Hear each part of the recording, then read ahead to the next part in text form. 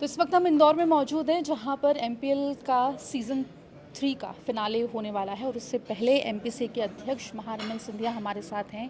तीसरा season finale, कितना excitement है सबसे पहले तो? बहुत एक्साइटमेंट है हमारे तीसरी सीज़न के लिए, क्योंकि हर साल हमें नए प्लेयर्स मिलते हैं। और ये दृश्य देखने के लिए हम बहुत उत्साहित हो जाते हैं। तो हमारे लिए एक बहुत बड़ी बात है कि अब तीसरी साल में हमारी लीग इतनी बड़ी हो गई है।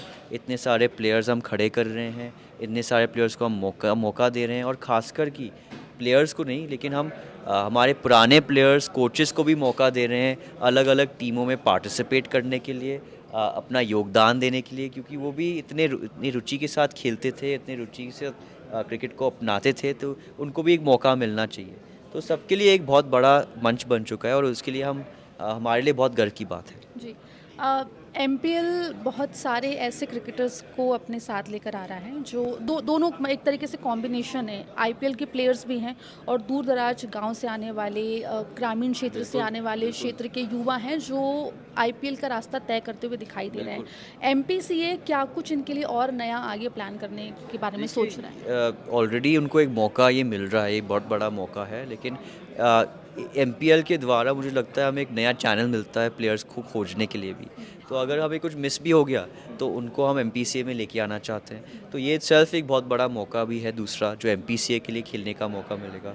तो इन दोनों पे हम अभी स्ट्रेस कर रहे हैं कि प्लेयर डेवलपमेंट होना चाहिए और प्लेयर अपॉर्चुनिटी मिलना चाहिए। एआई भी इंटीग्रेट कर रहे हैं अब आप सो क्रिकेट के एआई साथ? एआई अब एडमिनिस्ट्रेशन में अब हम काम कर रहे हैं, तो मैं चाहता हूँ कि टेक्नोलॉजी का उपयोग हो अब एडमिनिस्ट्रेशन के लिए। हर एक एरिया में आप देख रहे हैं डिजिटलाइजेशन होता है। हर एक कंपनी में अब सॉफ्टवेयर्स होते हैं। तो मैं चाहता हूँ कि अब हमारे एडमिनिस्ट्रेशन में भी हम खुद का एक सॉफ्टवेयर बनाएं, खुद का एक प्रोसेस बनाएं, ताकि सब चीज़ डिजिटल हो जाए। तो इस पे एआई के द्वारा हम एक प्लेटफॉर्म बना रहे हैं, और एआई का रिकमेंडेशन और जस्टिफिकेशन भी ले रहे हैं हर एक डिसीजन में। महिला क्रिकेटर्स, एमपीएल में 2 बार से लगातार विमेन लीग भी हो रही है। लोगों में थोड़ा क्रेज़ कम देखने को अभी भी मिल रहा है। ख़ास तौर पे अगर हम डब्ल्यूपीएल की बात करें या फिर विमेन वर्ल्ड कप की बात करें तो वहाँ क्रेज़ है। लेकिन थोड़ा लोकलाइज़ लेवल पर अगर हम बात करें तो थोड़ा कम क्रेज़ देखने को मिलता है।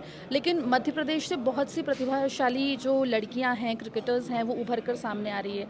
एज़ ए एमपीसीए के अध्यक्ष, महिलाओं के और स्पोर्ट्स में उनकी भागीदारी पर आप किस तरीके से देख रहे हैं आगे, और क्या कुछ नया करेंगे जिससे उन्हें और ज़्यादा लोकप्रियता हासिल देखिए, हो? जिस जो भी काम मैं मेंस क्रिकेट के लिए कर रहा हूँ, मैं वुमेन्स क्रिकेट के लिए भी उतना ही फोकस के साथ करना, और हालांकि मैं उस पर दुगना फोकस लगा रहा हूँ। अगर आप देखेंगे नतीजे के तौर पे, तो हमारी विमेन क्रिकेटर्स काफ़ी सफल हुई हैं। ऑलमोस्ट एक्चुअली 3 प्लेयर्स हैं जो इंडिया के लिए खेल रही हैं, और आईपीएल में भी खेल रही हैं। तो ये हमारे लिए एक बहुत बड़ी बात है। मैं चाहूँगा कि आगे जाके और महिला टीम्स भी खुले, ताकि उनको और अपॉर्च्युनिटीज़ मिले, और लड़कियों को, महिलाओं को गांव-गांव से हम चुन के इस फॉर्मेट में लेके आएँ। उसके साथ मैं चाहता हूँ कि उनको और विजिबिलिटी मिले। अब आप कह रहे थे कि लोग नहीं आ रहे हैं, तो हम चाहते हैं कि एक्सपीरियंस जो है उस पे हम थोड़ा फोकस करें, ताकि और क्राउड्स भी अंदर आएँ। और मैं और चाहता हूँ अगले साल से और मैचेस हम स्टेडियम्स में कराएँ, ताकि और लोग वुमेन्स के लिए भी आएँ। तो ऐसी चीज़ें हैं जिस पे मैं काम कर रहा हूँ।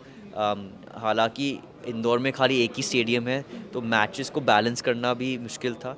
लेकिन अगर अगले साल ग्वालियर में होगा, तो वहाँ पे 2 स्टेडियम्स हैं। तो वहाँ पे मैं चाहूँगा कि वुमेन्स और मेंस दोनों के मैचेस स्टेडियम्स के अंदर हों। जी। जैसा आपने ये कहा कि ग्रामीण क्षेत्र में ज़्यादा प्रतिभा, चाहे फीमेल क्रिकेटर्स की हो या मेल क्रिकेटर्स की हो, देखने को मिलती है। तो एज़ अ एमपीसीए प्रेसिडेंट, आप ग्रामीण क्षेत्रों में जो युवा हैं, उनको मेन स्ट्रीम तक लाने के लिए किस तरीके से, क्या विज़न क्या लेकर आप चल रहे हैं? तो इसलिए एमपीएल के थ्रू हम अब स्काउटिंग कर रहे हैं, राइट? वो हर एक साल हम गांव-गांव में जाके स्काउट्स कर रहे हैं, ताकि वो विजिबिलिटी हमें मिले। इसी तरह हम एमपीसीए में भी सोच रहे हैं कि किस तरीके के साथ ये ग्राउंड स्काउटिंग हम अपनाएं, ताकि जो डिविजन्स के थ्रू हमें जो प्लेयर्स, खासकर कि जो प्लेयर्स नहीं मिल रहे हैं, जो खोए हुए प्लेयर्स हैं, हम उनको भी जोड़ के एमपीसीए में लेके आएँ। तो इस पे भी चर्चा हो रही है कि हम कैसे युवाओं को और कैसे नॉन रजिस्टर्ड प्लेयर्स को अपने साथ जोड़ें। जी।